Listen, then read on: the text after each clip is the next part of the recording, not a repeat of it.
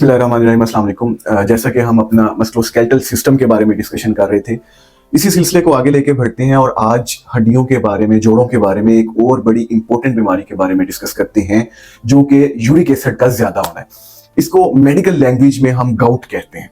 अब गाउट जो है, it is the increase in uric acid levels, और यूरिक एसिड के ज्यादा होने की वजह से यूरिक एसिड के छोटे छोटे से क्रिस्टल्स आपके जॉइंट्स में कहीं भी जाके इकट्ठे होना शुरू हो जाते हैं, और फिर जब वो काफी मिकदार में इकट्ठे हो जाते हैं तो वहां पे जाके वो सोजिश और दर्द पैदा करना शुरू करते हैं।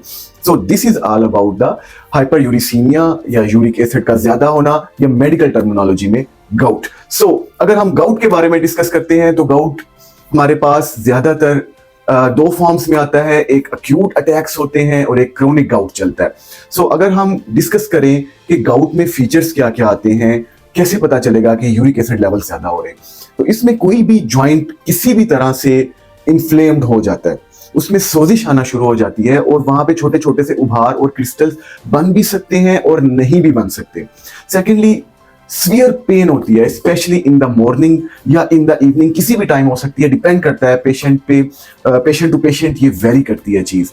थर्डली, एक स्पेसिफिक जॉइंट इसमें या मल्टीपल जॉइंट्स में इन्वॉल्व हो सकते हैं, लेकिन ज्यादातर यंग पेशेंट्स में एक स्पेशली एक जॉइंट इन्वॉल्व होता है और जिसमें बहुत ज्यादा रेडनेस होती है, टेंडरनेस होती है, साथ में फीवर भी हो सकता है और पेन बहुत ज्यादा सीवियर होती है।